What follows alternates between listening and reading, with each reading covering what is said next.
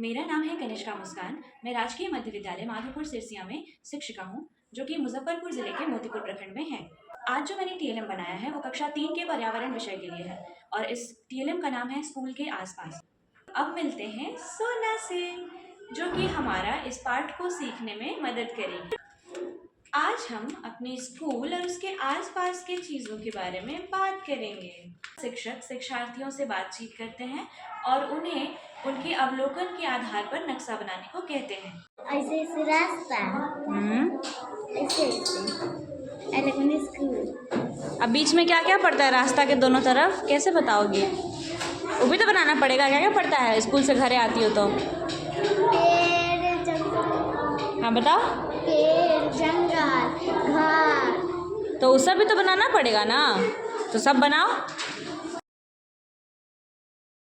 नक्शा बनाने के बाद शिक्षक और शिक्षार्थी सभी एक दूसरे का नक्शा देखते हैं और उस पर चर्चा करते हैं और साथ ही उनसे जुड़े विभिन्न संकेतों आदि की चर्चा करते हैं। शिक्षक अपने द्वारा बनाए गए 3D प्रारूप को प्रदर्शित करने के बाद बच्चों से पूछते हैं कि बताइए इस मानचित्र में पेड़ का संकेतक क्या है, और विभिन्न विभिन्न संकेतकों पर हाथ रखकर वो उनसे पूछते हैं कि ये संकेतक किसको दर्शाते हैं। ये जो नक्शा बना है वैसा ही नक्शा यहाँ भी बना है, सबको दिख रहा है? ठीक है। अब देखो इस नक्शा में यहाँ पेड़ बना हुआ है, इस नक्शा में है पेड़ कोना में। Very good. ठीक है। अब इस नक्शा में यहाँ देखो तो ऐसा कहीं पर निशान दिख रहा है? किसमें? इसमें क्या है? डाकघर है। डाकघर के बगल में क्या है? कुआं। इसमें कुआं है, देखो तो है कुआं। चलो अब अगर हम पूछें कि इसमें बताओ कि सीमा का घर कौन सा है, तो कौन सा है बताओ तो सीमा का घर? Very good. अच्छा ये बताओ कि कितना सारा पेड़ है? 4 है कि 5 है? 4 है। ठीक है। बच्चों तुम्हें बताएं होती है कुल 4 दिशाएं, जिधर से निकले सूरज राम उसको लो पूरब मान, पूरब और मुक्तर हो खड़े, पीठ पीछे पश्चिम पड़े,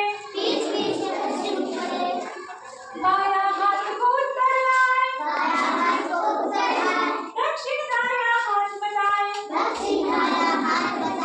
आओ बच्चों तुम्हें बताएं होती है कुल 4 दिशाएं।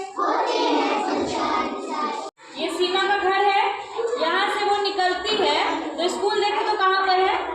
खोलो तो स्कूल कहाँ पर है? ये स्कूल है। ठीक है। तो उसको अगर अपने घर से स्कूल तक आना हो तो रास्ते में क्या क्या पड़ेगा, कौन सा रास्ता अपनाएगी बताओ तो रास्ते में क्या क्या पड़ेगा बताओ? जोर से बोलो, जोर से बोलो।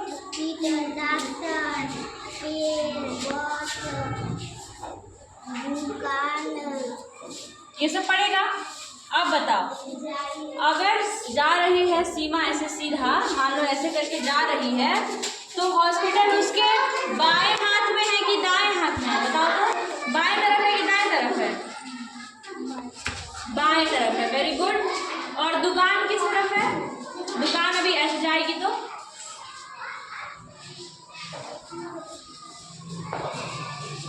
बायां है कि दायां? मान लो सीमा ऐसे जा रही है, ऐसे सीधा सीधा जा रही है, तो बायां है कि दायां है?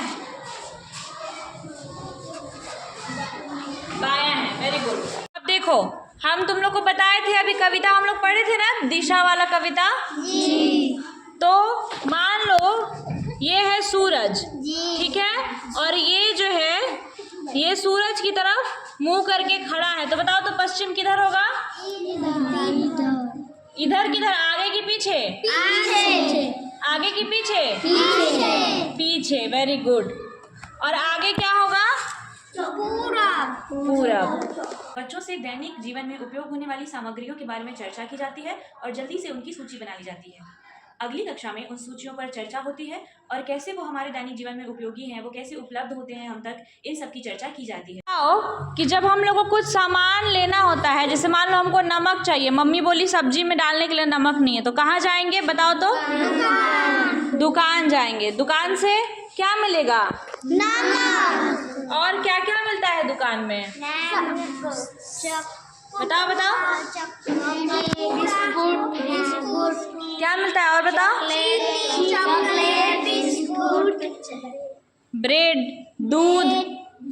अच्छा ये बताओ कि हमको आम खाना है, तो आम हमको कहाँ मिलेगा यहाँ पर? गाछी में, गाछी में। गाछी में क्या होता है? आम का पेड़, आम के पेड़ होता है। Very good. और बताओ तुम लोग अभी बताओ तो घर के आसपास खेत में क्या लगाओ कि खेत में से तुम मिर्चाई तोड़ के खाती हो? जी, अभी नहीं, अभी नहीं खाती हो, काहे? अभी नहीं फरा है। अभी नहीं फरा है, ठीक है।